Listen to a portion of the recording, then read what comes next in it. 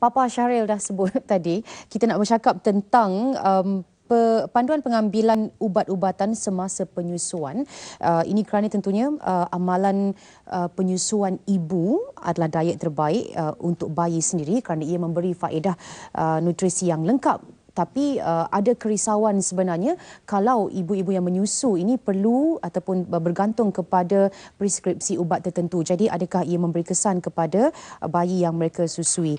Untuk bercakap tentang ini, kita bersama-sama dengan Cik S. Radhika, pegawai farmasi daripada Jabatan Farmasi ONGHK. Apa khabar Cik Radhika?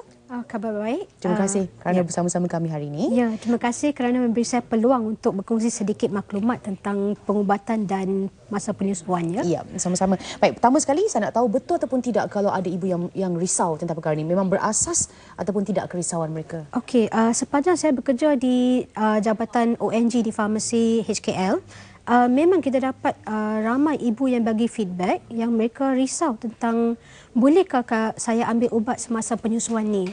So memang kita tahu ubat ibu-ibu memang risau apabila mereka menyusu sama ada mereka boleh mengambil sebarang ubat-ubatan tak.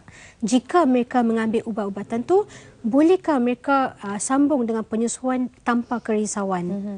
Ya. Okey, maknanya memang betul lah ini memang selalu berlaku dan jawapannya adakah terdapat setengah-setengah ubat yang memang perlu diperhatikan oleh ibu-ibu ini kalau mereka menyusukan anak? Right. Okey, kita tak boleh kategorikan ubat sebagai selamat dan tak selamat untuk digunakan semasa penyusuan. Sebab pelbagai ubat ni terdapat kategori yang berlainan.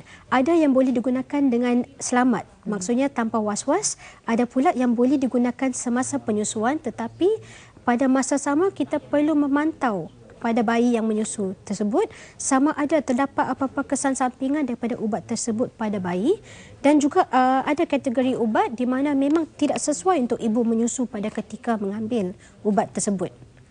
Ya. Okey, kalau kita boleh tahu jenis-jenis ubat yang perlu diberikan perhatian oleh ibu-ibu yang menyusukan bayi mereka. Okey, jika kita nak lihat pada skop ubat yang perlu dipantau, ya, memang meluas. Okey. Contoh yang paling senang kita bagi ialah ubat yang digunakan semasa demam ataupun untuk merawat batuk dan sesema. Okey, ubat yang paling common ataupun yang paling banyak digunakan untuk demam ialah paracetamol, okey, ataupun Panadol. Ya. Untuk ubat jenis ini kita tiada kerisauan. Okey, ibu boleh menggunakannya pada bila-bila masa pada dos yang biasa, dos yang normal, iaitu 2 biji 4 kali sehari. Tetapi jika kita lihat pada ubat batuk sesema contohnya, ya, bukan semua ubat batuk sesema boleh digunakan tanpa was-was semasa menyusu. Okay, oleh itu kita perlu pastikan ibu-ibu yang menyusu ni mendapatkan maklumat yang secukupnya dan tepat daripada doktor ataupun ahli farmasi mereka. Sama ada ubat yang dimakan tersebut sesuai untuk diambil semasa menyusu. Bolehkah mereka sambung menyusu ataupun ada had-had apabila mengambil ubat tersebut. Contohnya, okay, saya terangkan lebih mengenai ubat batuk dan sesema. Okay. Ada ubat batuk yang untuk orang dewasa saja boleh menyebabkan kesan sedatif, ya. So jika untuk orang dewasa pun boleh ada kesan sedatif, ada kemungkinan tinggi untuk ibu yang anak yang menyusu tersebut mengalami kesan yang sama juga. Ya, jadi dalam keadaan ni selalunya kita bagi pilihan untuk ibu yang menyusu ni, pilihan option ubat batuk dan sesema yang tidak sedatif. Ya, supaya kita tidak risau yang anak tersebut akan mengalami kesan yang sama, ya. Begitu juga ada ubat batuk yang mengandungi ubat opioid. Ya, ubat opioid ni seperti dextromorphan dan codeine, ya, yang terdapat dalam pasaran. Kita kalau boleh kita elakkan daripada ibu menyusu mengambil ubat ni. Ini ubat untuk apa? Selalunya untuk batuk. Okey, ya. Jadi untuk anak yang menyusu ni kita takut jika penggunaan ubat batuk yang berterusan ni boleh mengakibatkan kesan mudarat kepada bayi yang menyusu seperti tidur berlebihan, okey, akibat tidur berlebihan anak tu kurang menyusu dan sebagainya. Ya. Kalau ubat penahan sakit yang biasa juga diambil ataupun boleh dibeli di farmasi biasa macam mana? Betul. Ubat tahan sakit memang boleh dibeli over the counter, ya.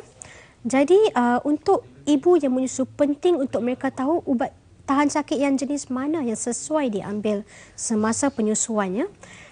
Sebagai contoh, ubat-ubat yang jatuh pada bawah kategori NSAID, non-steroidal anti-inflammatory, memang boleh diambilkan oleh ibu yang menyusu tanpa was-was lah. Tapi kita akan cadangkan untuk mengambilnya pada tempoh yang diperlukan, tempoh yang paling ringkas yang boleh. Okey. Jadi ini kalau kita bercakap tentang ubat-ubat yang biasa diambil untuk masalah-masalah gangguan kecil ataupun yang biasa seperti sesama, batuk, demam, sakit kepala dan biasa dan sebagainya. Bagaimana pula dengan ibu yang memang orang kata menerima preskripsi ubat untuk tempoh jangka masa yang agak panjang untuk penyakit yang lebih serius, contohnya seperti mungkin ubat untuk tekanan darah tinggi contohnya, ataupun diabetes atau jantung. Bagaimana? Okey, untuk ibu yang menghidap penyakit kronik, kita cakap kategori penyakit kronik, kebanyakan masanya memang ubat boleh diambil jika didapat melalui preskripsi doktor, ya. Tetapi tidak semua ubat memang dia bawa kategori yang sama. Jadi selepas berbincang dengan ahli kesihatan anda, kita akan tengok jika ubat tersebut memang meresap ke dalam susu ibu dalam kuantiti yang tinggi. Contohnya untuk ubat yang tinggi larut lemak, ya, kita ketahui ubat tu akan meresap daripada badan ibu ke dalam susu ibu dan maka akan sampai ke anak yang menyusu, ya. Sesetengah yang ubat yang tak sesuai diambil ketika penyusuan, kita akan opt untuk pilihan mungkin pada tempoh ibu terpaksa mengambil dos yang tinggi, kita elakkan daripada anak menyusu pada masa itu. Tetapi sebab tempoh penyusuan terpaksa dihentikan secara sementara ni, kita tak nak bekalan susu tu berhenti. Jadi kita akan nasihatkan ibu untuk gunakan kaedah perah dan buang ataupun pump and dump, di mana pada tempoh ibu tidak boleh menyusukan anaknya, dia boleh perah dan buang bekalan susu tersebut supaya bekalan susu tu tetap ada yang untuk sambung penyusuan pada ketika lain, ya. Okey. Bagi bayi pula ada tempoh tertentu, ada perbezaan tempoh tertentu. Contohnya mungkin bayi yang baru lahir mungkin sangat tidak sesuai ataupun okey. Macam mana? Okey. Kita tengok jika bayi kesan ubat pada bayi baru lahir ataupun bayi praterma, ya. Kita risau untuk kategori ini sebab mereka organ-organ, ya, bila dilahirkan tu tidak cukup matang seperti anak yang lebih besar ataupun seperti orang dewasa. Jadi jika mereka terdedah pada kuantiti ubat walaupun yang lebih rendah daripada biasanya, kita takut golongan ini sebab mereka sensitif akan mengalami kesan sampingan yang lebih serius daripada anak yang lebih besar, ya. Ya, sebab tu kita kena lebih peka untuk anak-anak yang praterma ataupun walaupun lahir cukup bulan tetapi bawah kategori umur kurang 1 bulan. Kurang 1 bulan. Yes. Okey. Jadi maknanya semuanya pun bergantung kepada bagaimana kita memberitahu dan mendapatkan nasihat doktor lah. Betul. Dan harus memaklumkan kepada doktor bahawa kita menyusukan, contohnya begitu. Betul. So walaupun kita terima ubat daripada hospital ataupun jika ibu-ibu menyusui keluar membeli ubat sendiri, pastikan mereka sentiasa merujuk kepada doktor ataupun pakar ahli farmasi dan memaklumkan kepada mereka bahawa mereka ingin menyusukan anak dan adakah ubat ni sesuai untuk saya ambil ketika saya menyusu. Bolehkah saya sambung tanpa was-was ataupun ada tak simptom-simptom yang saya perlu risaukan untuk anak saya? Okey. Ya. Contohnya bagi bayi yang mungkin dah agak besar sikit, mungkin dalam usia 2 tahun ataupun setahun lebih, dan anak ini pula demam contohnya. Okey. Jadi anak-anak ni diberikan ubat juga, dalam masa yang sama ibu juga ada makan ubat. Macam mana pula macam tu? Ada lebih dos ke atau macam mana? Okey, bergantung. Kalau contoh macam saya cakap ubat demam, paracetamol, ya. Ubat yang diberikan pada anak tersebut memang pada dos mengikut usia, umur, usia dan berat badannya. Tetapi kalau ibu mengambil ubat yang sama, paracetamol yang sama, kita tidak risau kerana paracetamol selalunya tidak memang ada kuantiti sedikit daripada ubat tersebut meresap ke dalam susu ibu, tetapi kuantiti ubat yang meresap tu adalah pada sangat rendah, ya, dan boleh diabaikan. Jadi kita tidak risau anak tersebut akan dapat dos berlebihan.